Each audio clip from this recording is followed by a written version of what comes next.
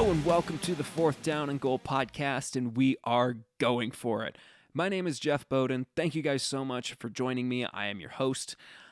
This week's episode is brought to you by sheer rage and will that powered me through getting past whatever it was that caused Spotify for podcasters to forget what my password was, and then I had to go through this whole process to try and get them to send me a reset link, and it wasn't showing up on my email, so I had to go into contact customer support, and it was just a mess. And I'm still kind of riding that high a little bit, so if I sound a little bit edgy, that might be why.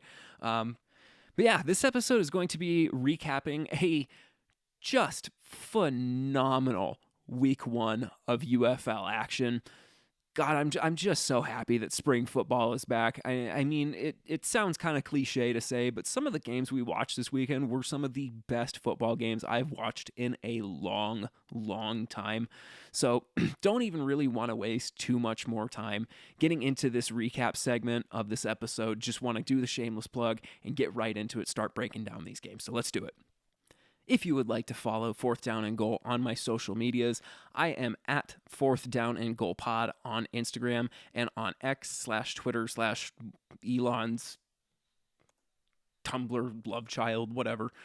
My handle is at Fourth Down Goal Pod. Again, the character limit didn't allow me to make a cohesive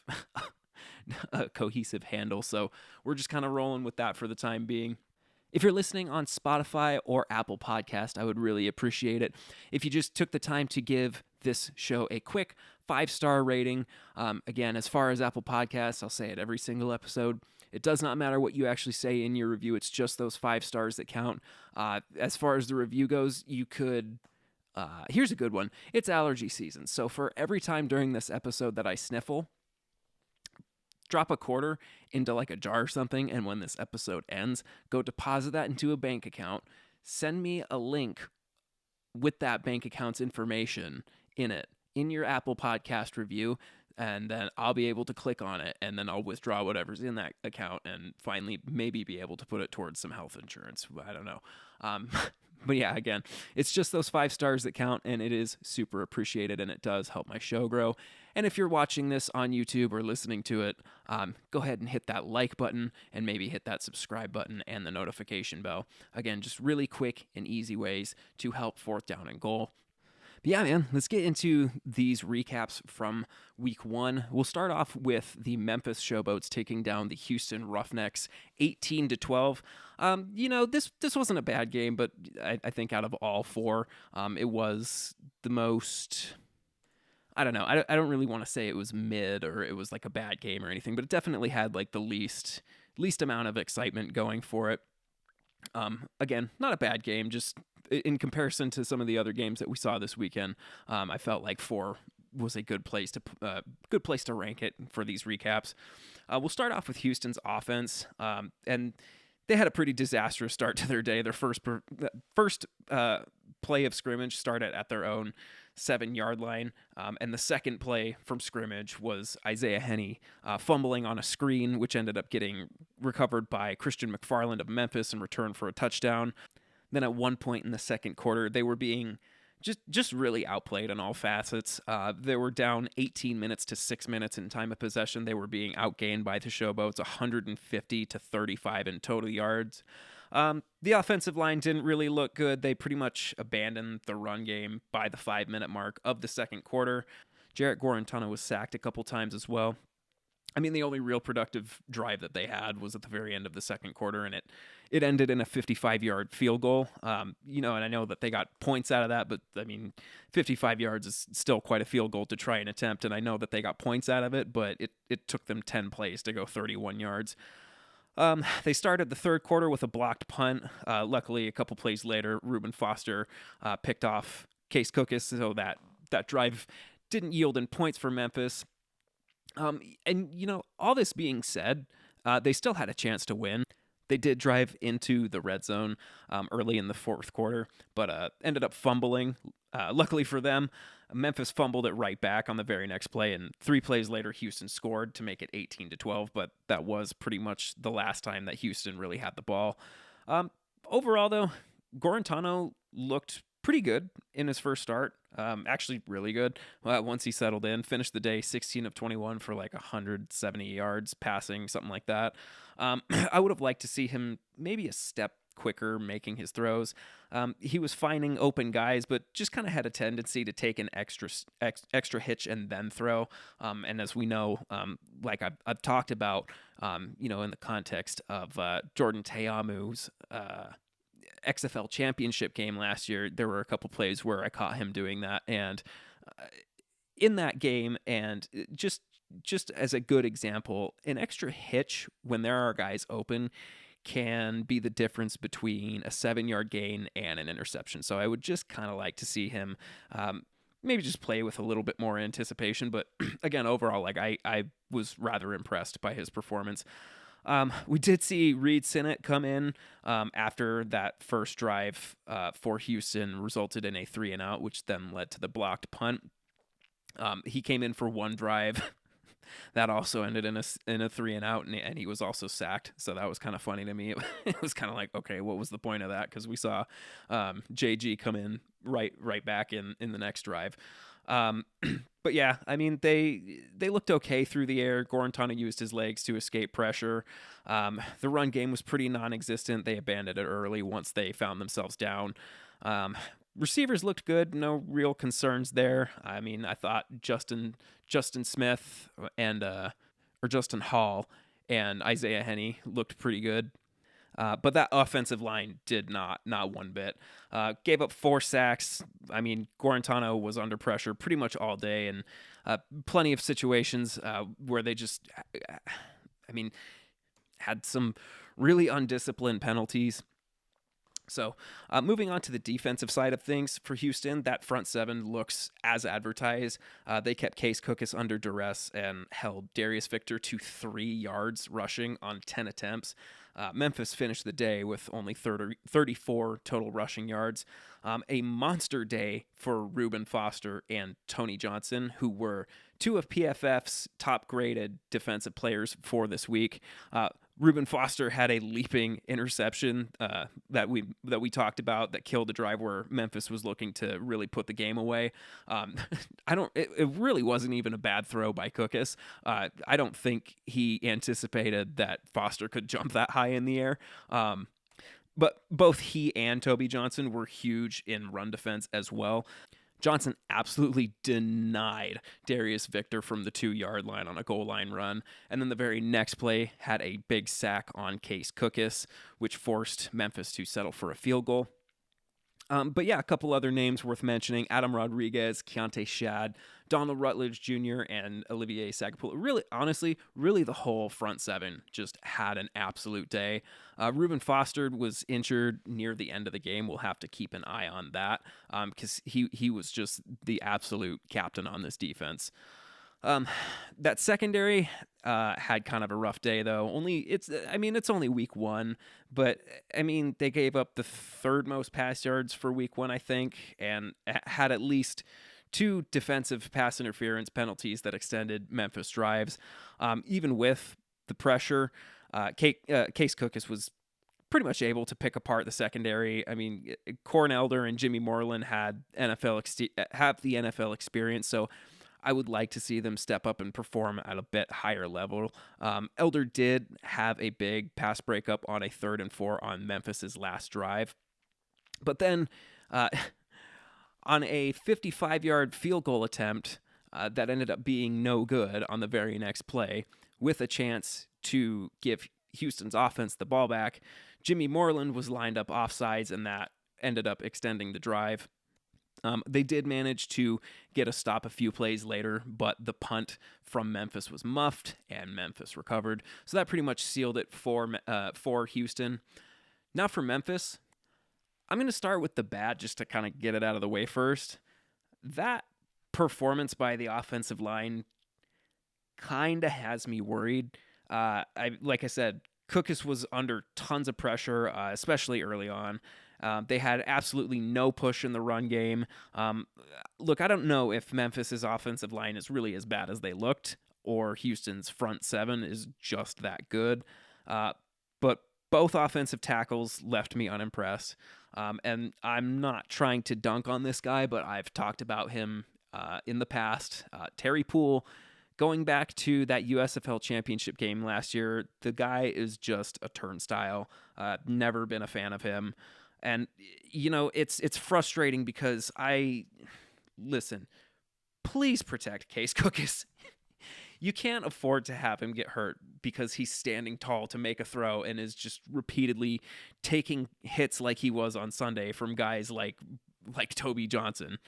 It's just a recipe to get your quarterback hurt, and I don't want to see that happen to Case Cookus, especially because we know, or at least I'm very confident in what this Memphis team is capable of. So just please keep your quarterback healthy.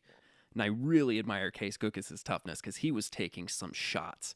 But speaking of Cookus and the Memphis passing game, it honestly, it looked pretty good. It looked really good, actually, especially considering it was their entire offense. Like I said, no run game to speak of. Over 200 yards through the air for Cookus and a big-time touchdown throw to Vinny Papali in the back of the end zone, right over the head of Colby Richardson. A beautiful catch by Papali, getting the toes down and everything.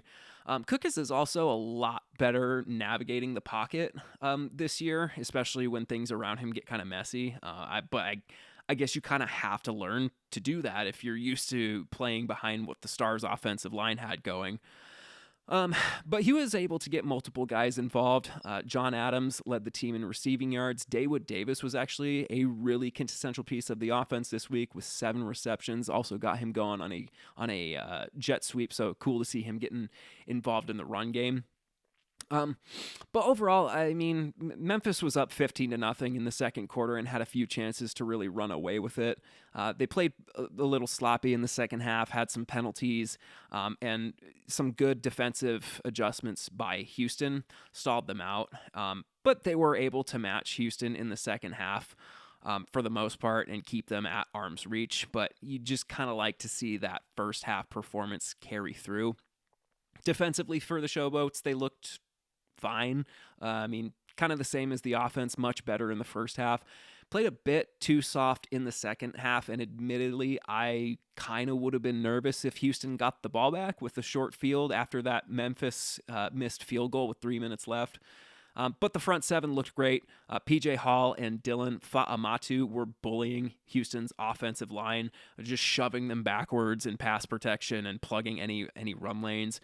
Greg Reeves on the outside is a monster as well. He was running around the offensive line all day, had a couple sacks. So overall, Memphis takes him down 18-12. It was a good game overall.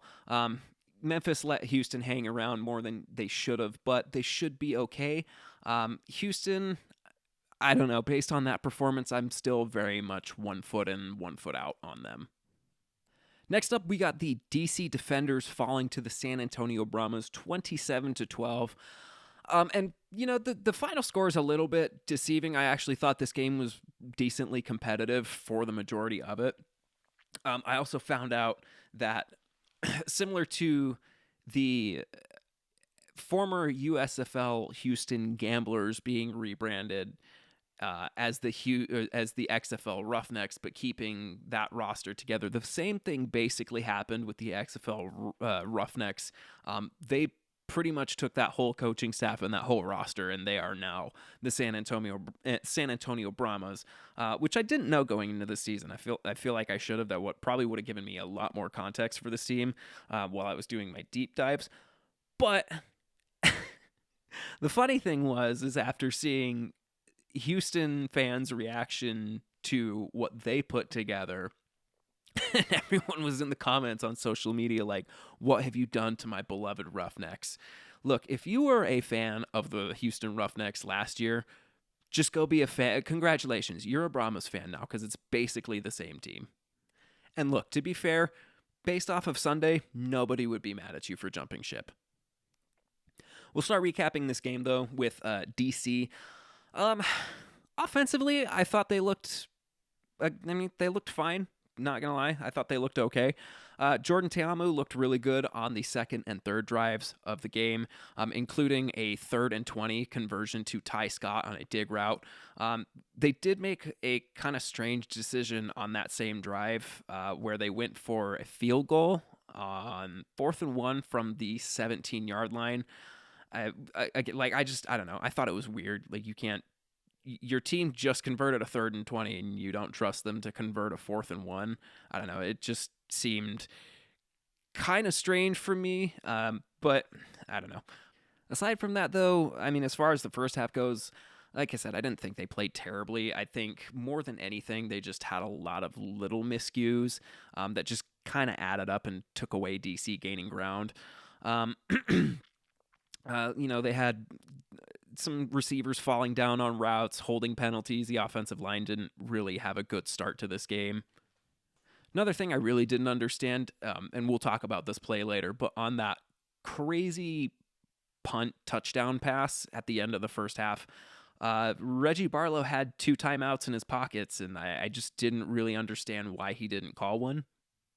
Probably wasn't really expecting a center to catch it. That play was so sick, dude. I mean, Barlow probably wasn't expecting Alex Millette, the center, to be wide open and catch a touchdown pass. But I don't know. I probably would have called timeout there.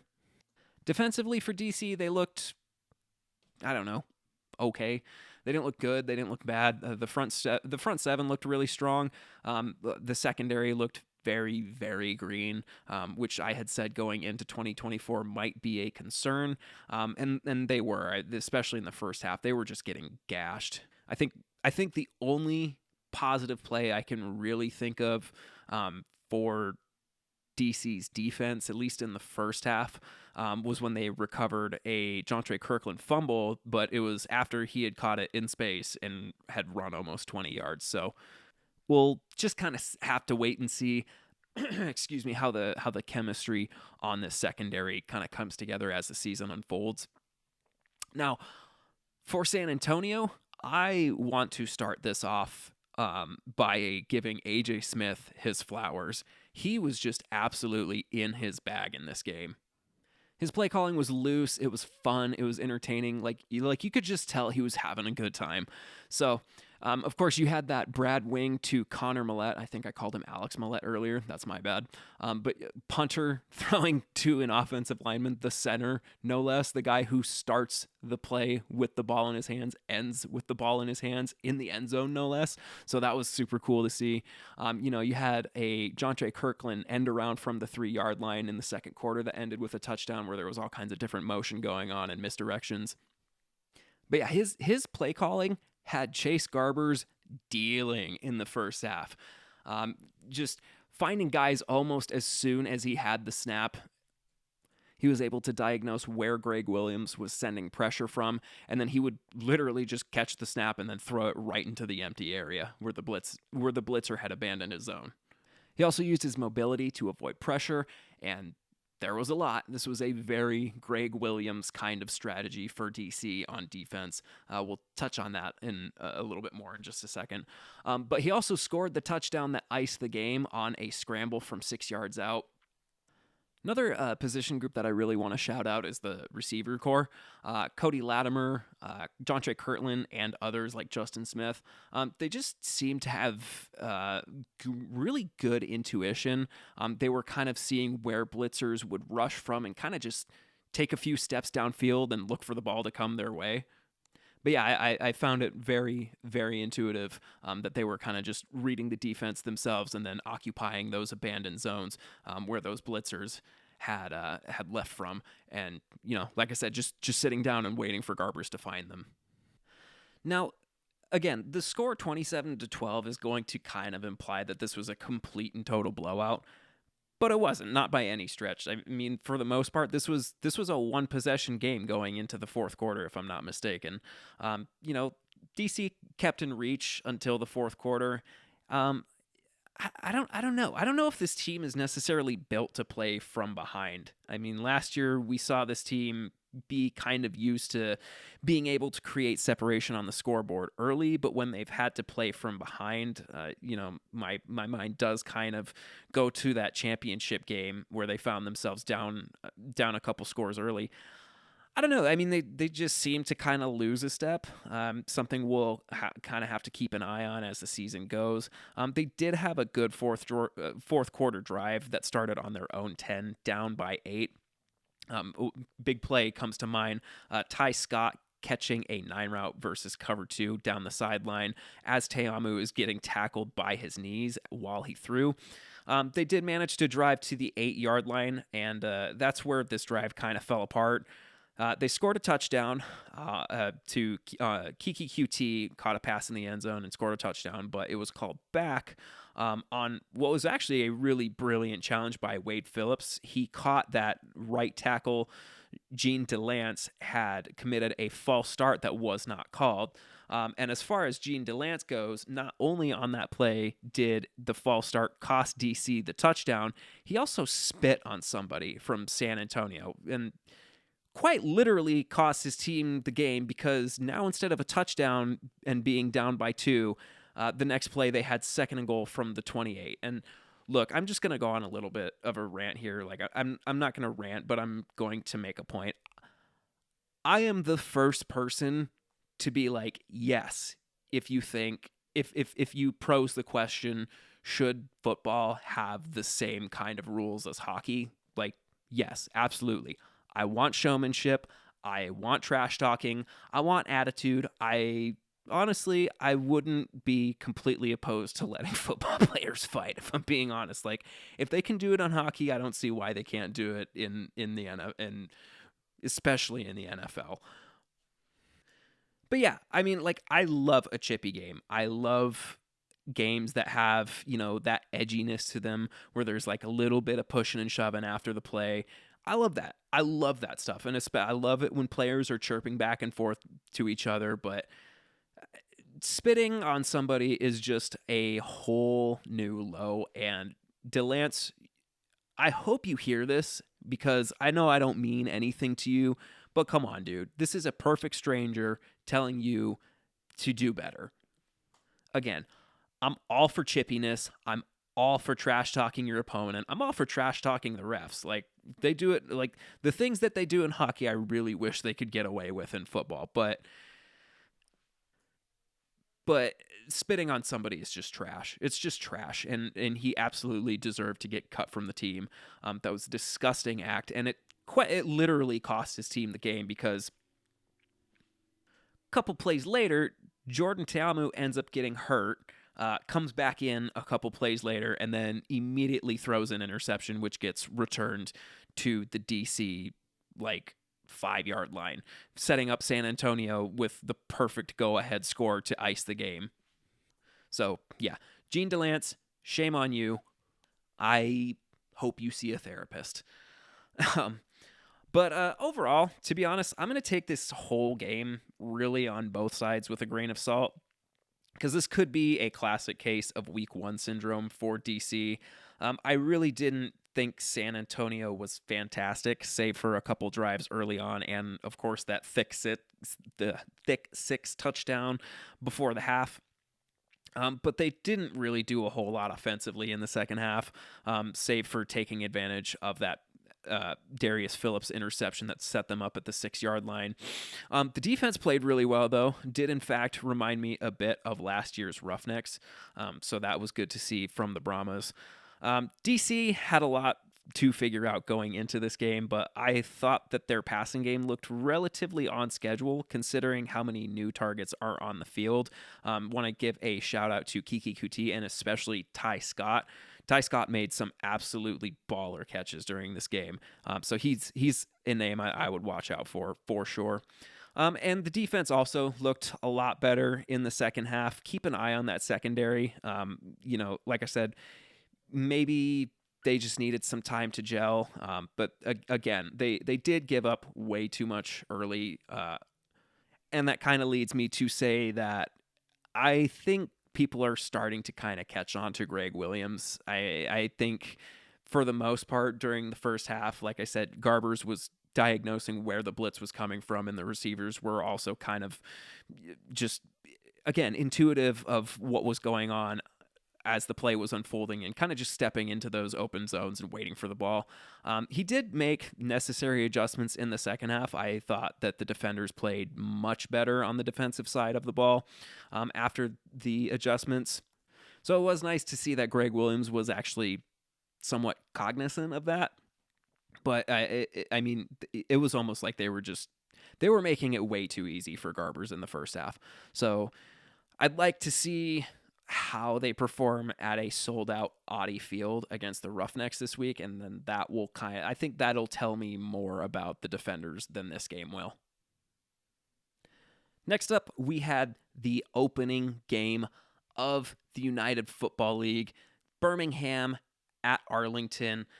Birmingham came out on top 27-14, and I'm going to try and find a way to articulate this. So the score at halftime was tied up all at 11, and I believe the score at the end of the third quarter was like 19-14, obviously in favor of Birmingham. But I'm going to be honest, I never really felt like this was really a close game.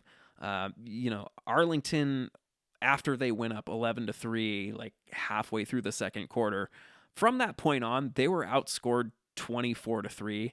And this is said while acknowledging that Birmingham also had 2 first half turnovers in enemy territory, one being in the red zone. So this really did have the chance to be kind of a blowout.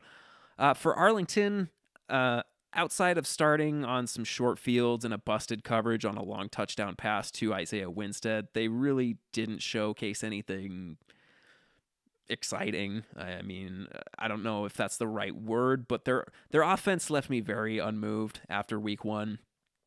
Winstead was actually the only offensive player graded above a 70 per Pro Football Focus, so not a great start for Arlington's offense. I mean, they didn't look horrible. They kept it interesting through 3 quarters. I would have liked to see a little bit more from a championship team. And the defense did not have a good day at all.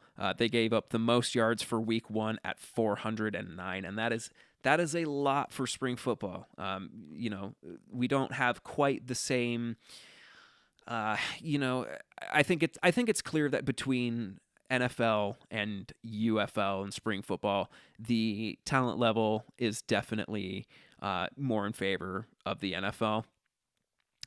And on top of that, the UFL has a running clock where if the quarterback throws an incomplete pass, that does not stop the clock. The clock stops until the ball is set, and then it keeps going. So games tend to go by quicker. So if you're able to put up 400 points, kind of roided out spring football team is scoring 400 points. But no, I mean if you're putting up 400 yards of offense, like I said, that's just kind of a lot for spring football, considering everything that is going against it. And it's not a great look on your defense, especially because Arlington's just could not get off the field in the second half. I mean, they had Birmingham backed up on their own 5-yard line after Mark Gilbert picked off Luis Perez with like 8 minutes and 30 seconds left, like almost 9 minutes left in the fourth quarter, and Birmingham drove to the Arlington 35-yard line and basically ate out the entire clock.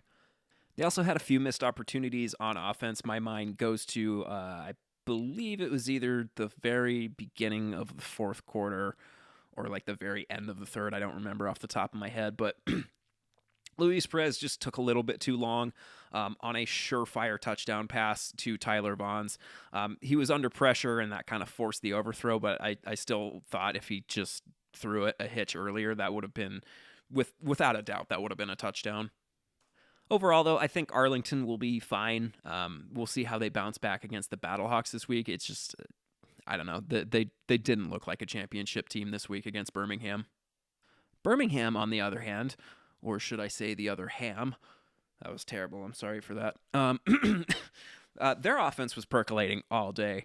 Matt Corral had a fluky interception on the first drive that bounced off the hands of Deion Kane. I wouldn't honestly really put that one on Corral. But he did lead them to a field goal on their second drive. And then Adrian Martinez actually came in for a couple drives after that and used his legs to spark the run game. And I'm going to be honest, he looked really good up until he got hurt.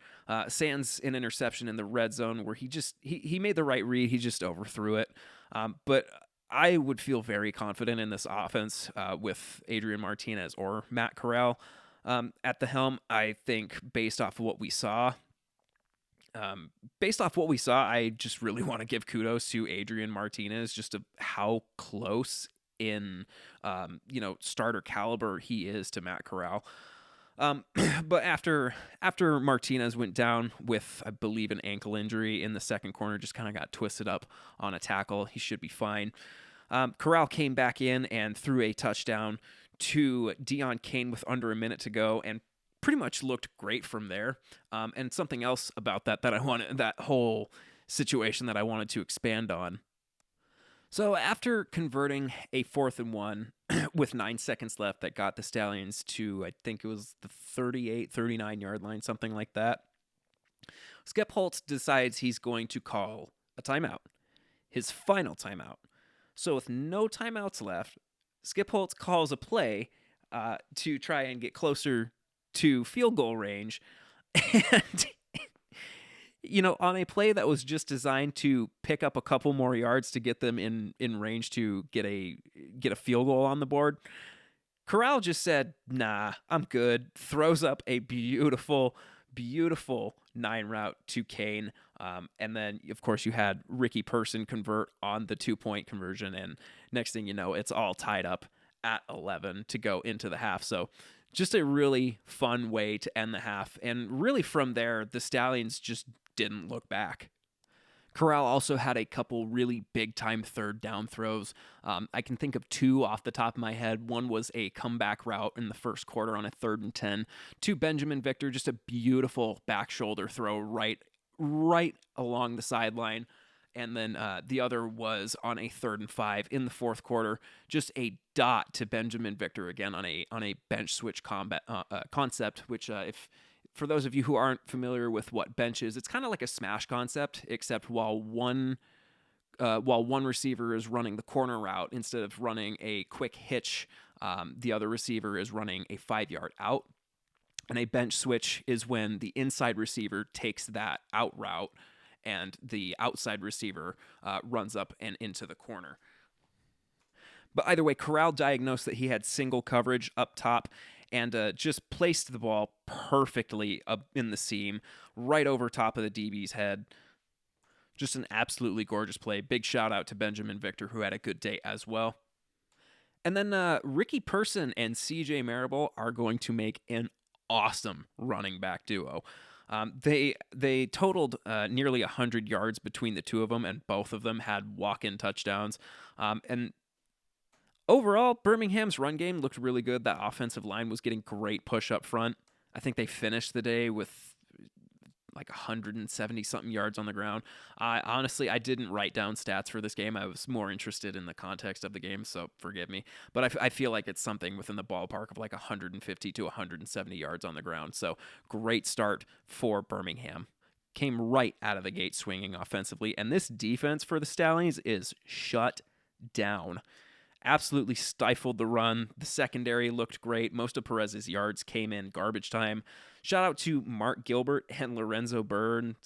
Gilbert had an interception and a couple pass breakups, as well as did Lorenzo Burn, who I believe had two pass breakups, maybe even 3. But both of them were in Pro Football Focus's top 10 defensive player grades for week 1. And then the front 7 was just...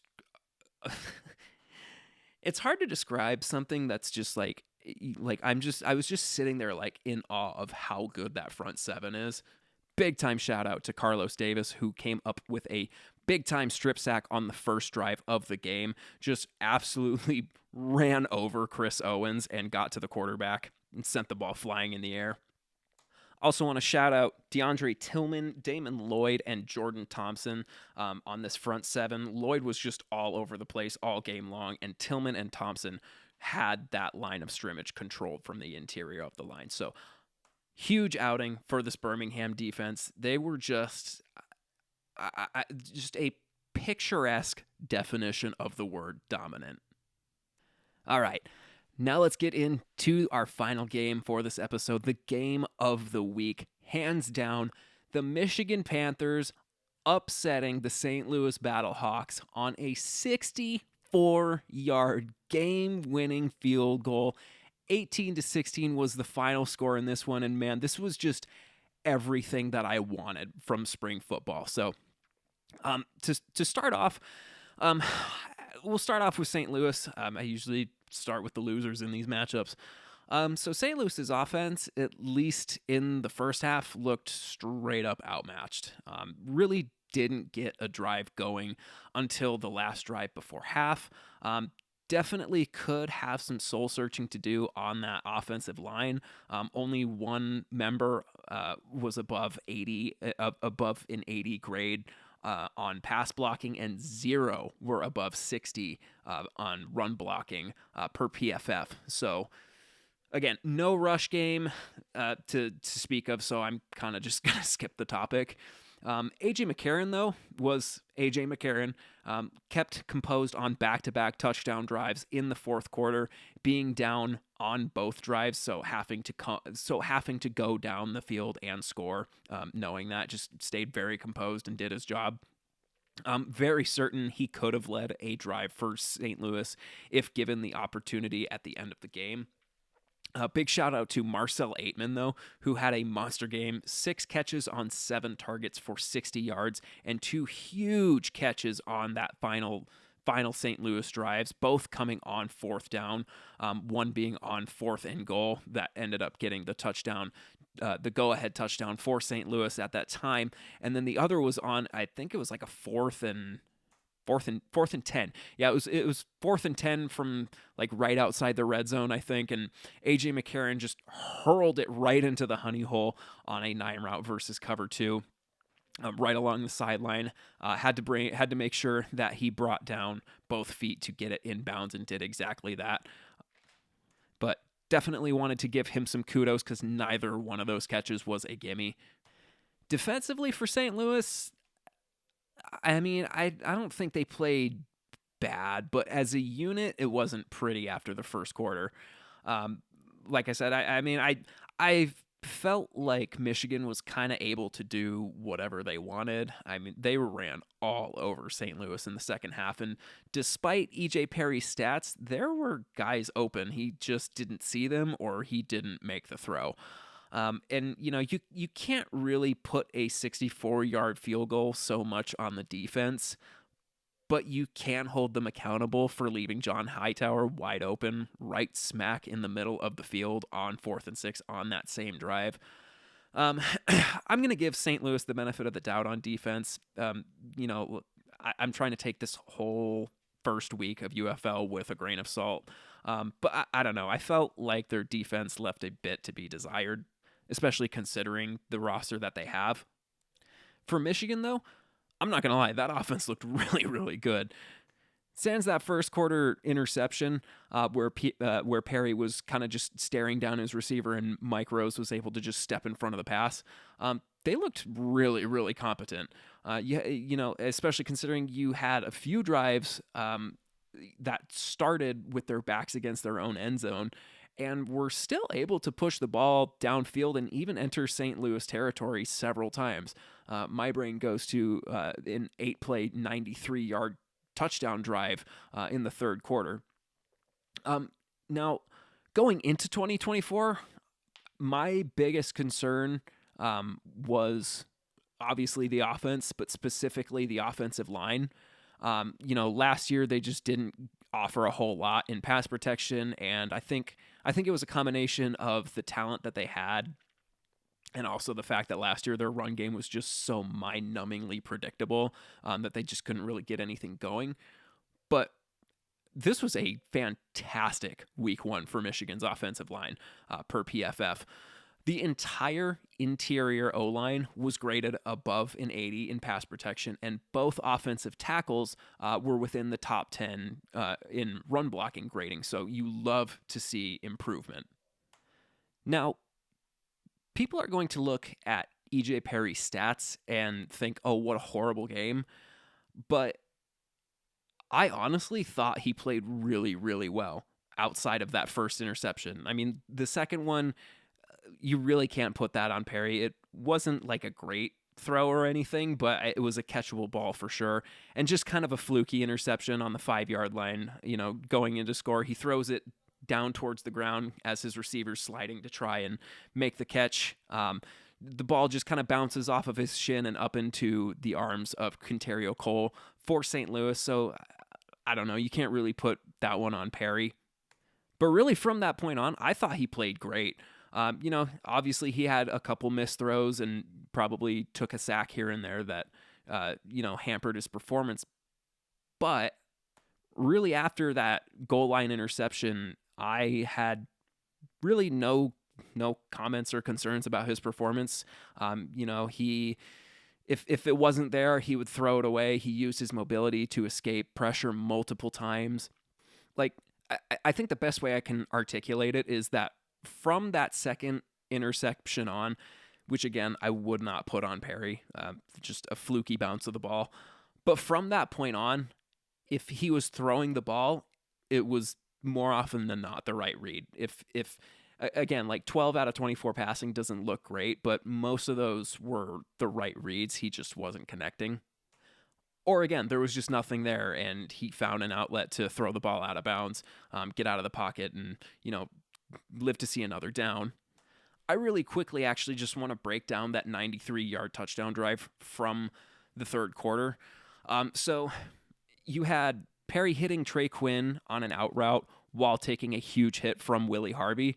And if I'm not mistaken, that was on a third down, so big time play there. And then Marcus Sims came up with a big time catch on a 9 route.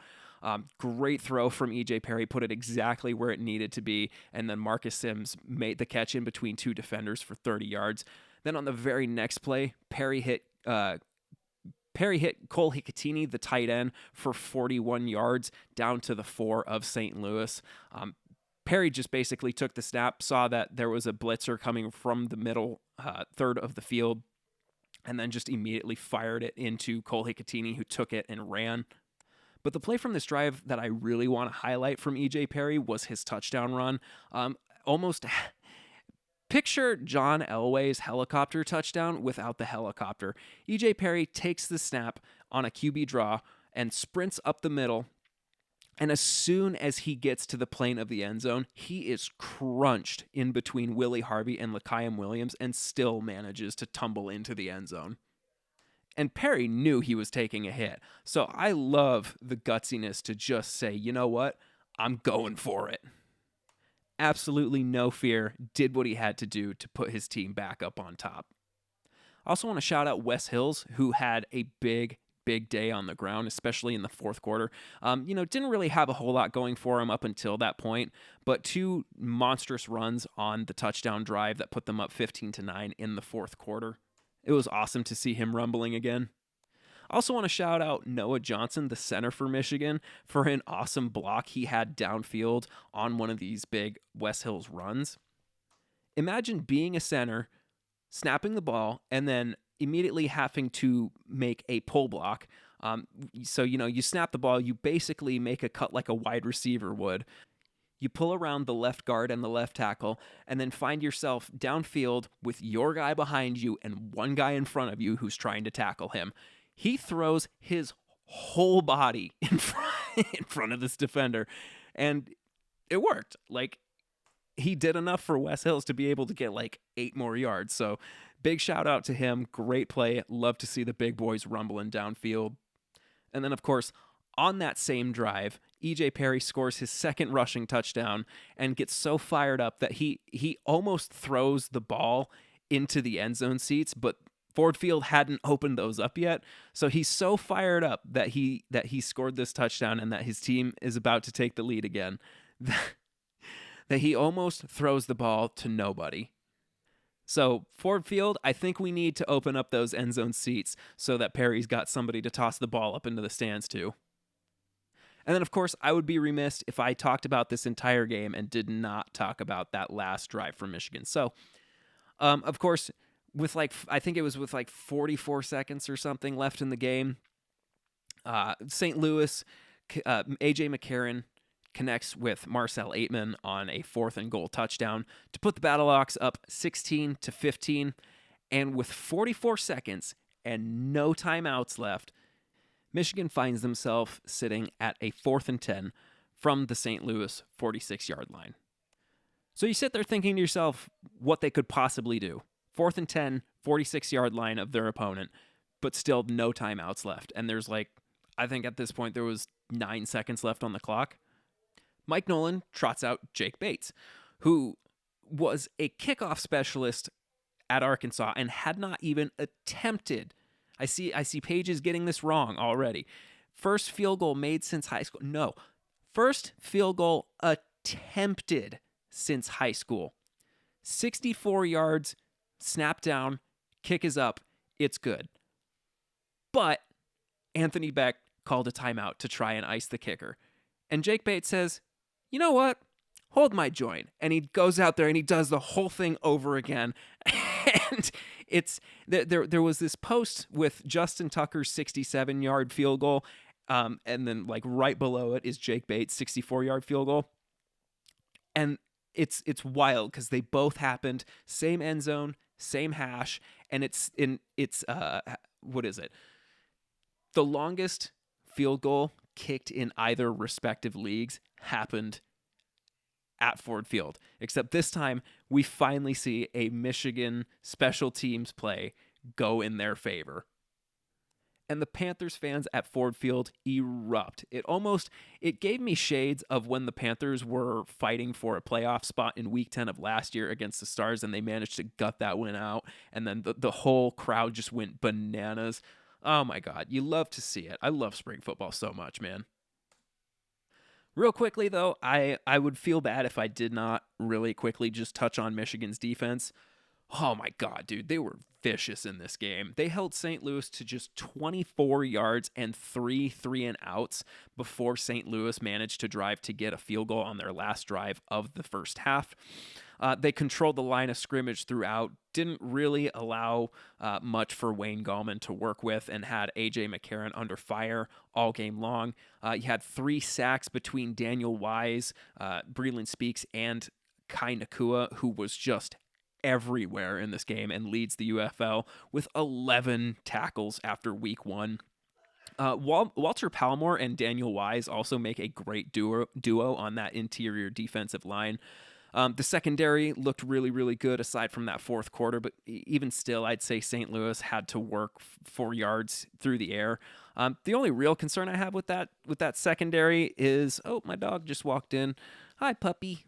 The only real concern that I have for the secondary might be Keith Gibson Jr. Just not a great day for him. I'd keep an eye on that and see if he bounces back or continues to slide. But overall, this Michigan defense looks exactly like it did last year, probably even better, actually. I don't know if just yet I would say that they're the second best defense in the league, because I think after week 1, it's pretty clearly Birmingham. But I wouldn't say that they're not the second best defense either. So take that for what it's worth.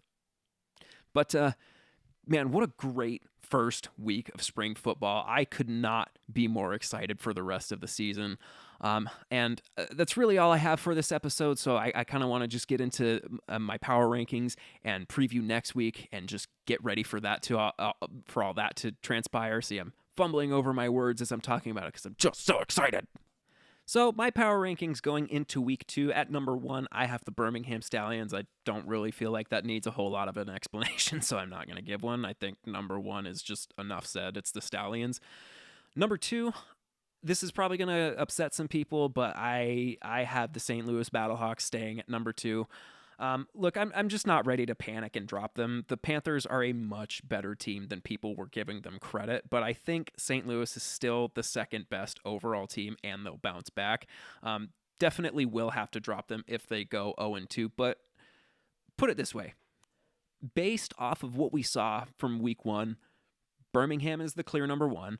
And I think, again, if we're solely going off of week one, I think that the Panthers and Battlehawks are like two and three, however you want to order that. So based on the outcome of this game, the fact that Michigan beat the second best team and that St. Louis barely lost to possibly the third best team, like I'm really not ready to just throw in the towel and give up on the Battlehawks and drop them to like 7, like I see in some people's power rankings.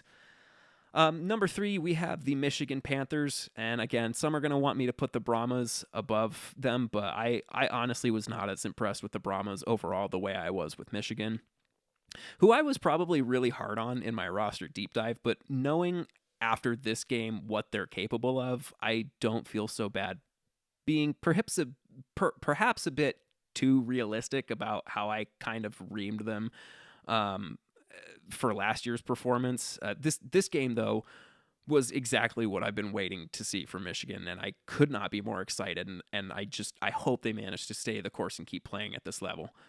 Number 4, we got the Memphis Showboats. Just too many mistakes in the second half. I don't really feel like moving them up or down. I think 4 is still kind of fitting for them, but too many mistakes in the second half. But I think what we saw in the first half is exactly what they have the potential to look like throughout games. And if they can capture that, they're going to be a very difficult team to keep up with. At number 5, I got the San Antonio Brahmas with a statement win over DC. Did struggle a bit in the second quarter, from the second quarter and throughout the second half, but that defense was awesome, and the offense looked 10 times better with Chase Garbers than Houston ever looked with Brandon Silvers or Cole McDonald. So very excited to keep watching Garbers, who literally came out of nowhere. At number 6, we have the DC Defenders, probably really high for some people considering the score they lost by, but I honestly didn't see anything too worrying. Maybe that secondary if they can't figure things out. But that game was close for more of the game than it wasn't. So, I mean, if DC cleans up a lot of those little details and those miscues and maybe the receivers can get some better cleats, I think they'll be fine. At number 7, we have the Arlington Renegades. And I know people are going to hate this, but I don't know. The more I think back on that game versus Birmingham, the more unmoved by Arlington's outing I become. I mean, maybe they'll prove me wrong versus St. Louis, but they definitely did not come out in week 1 looking like a team that had just won the XFL championship. And then at number 8, we have the lowly Houston Roughnecks, who didn't even look terrible, but visibly a much greener team than most of these other units, and just they just visibly look like they have a long way to go. So we'll see what happens versus DC this week, but to be honest, I'm kind of starting to feel 1 foot in, 1 foot out on Curtis Johnson. Let's go ahead and wrap up this episode now and do our week in preview for week 2, starting with Houston at DC. On paper, this is probably the most lopsided matchup of the week from a roster and coaching perspective. DC is trying to get back on track, whereas I think Houston is still kind of figuring things out. And the difference between where these teams are at going into this week, like I just said, I think there's a difference between trying to get back on track and trying to figure things out completely. But that plus a sold-out Audi Field and a slimy, slithering beer snake should be enough to give the defenders the edge. Next up, we got Arlington at St. Louis. Both teams are looking to avoid going 0-2. And this is the first game for the new season in the Dome in America Center in St. Louis, so expect to see 40,000 plus screaming Battlehawks fans coming out to back their team. I think the interesting to pay attention to in this matchup is Arlington's offense versus St. Louis's defense. I think that matchup will actually end up telling us a lot about these teams. Next up, we have San Antonio at Memphis. This is the hardest matchup of the week to give a clear winner to. I don't really do predictions, but I like to think about who might have the advantage in these matchups. But this is the one where I think it's very even. San Antonio is favored by 2.5 points going into the weekend, and I like that because I think whoever wins this game, we're going to see a 2 to 3 point spread tops. Now for my game of the week, I'm going with Birmingham at Michigan. I could be overhyping this a little bit, but if we're, again, I've said this a lot throughout this episode, and I'm just going to repeat it. If we're going solely off of performance from week one, this has to be the game with the most anticipation going into the week. I feel like it could go either way. I really don't even want to try and tell you what the vibe of the game is going to be. I could see the defenses being the focal point of the game, and we get like a score like 16-12, or maybe both of these offenses just absolutely go off and we have a score-palooza. I really don't know, but I'm very interested in the overall matchup for this one. I think if Michigan can play clean and avoid mistakes, they'll be able to put up a good amount of points on a sturdy Birmingham defense. I'm also really interested to see how Birmingham attacks the Michigan defense. Birmingham is a team that likes to run the ball, and Michigan was having none of that last week. Granted, Birmingham has a much better O-line than St. Louis, I would say, but if Michigan is able to take away the run, I'm curious if Matt Corral is going to put the Stallions on his back and win the game with his arm. With that being said, that is going to wrap it up for our Week 1 recap. Thank you for joining me. I cannot get over what a great week of football we were spoiled to in Week 1. I get more excited for opening weekend of spring football than I do the NFL playoffs at this point. And I think there's some substance to that because this was just some of the best football I've watched in a long time. So hope you guys enjoyed this recap. If you would like to follow this show, I am at 4th Down and Goal Pod on Instagram, and my Twitter handle is at 4th Down Goal Pod. While you're at it, if you could really quickly just give this show a quick like if you're watching on YouTube, maybe hit that subscribe button and the notification bell while you're at it. And if you're listening on Spotify or Apple Podcast, a 5-star review goes a very, very long way, and it is greatly appreciated. Really does help my show grow. With that being said, thanks again for joining me. Can't wait for this weekend. Can't wait to get our recaps out next week. Till then, keep on reaching for the pylons. We'll see you later.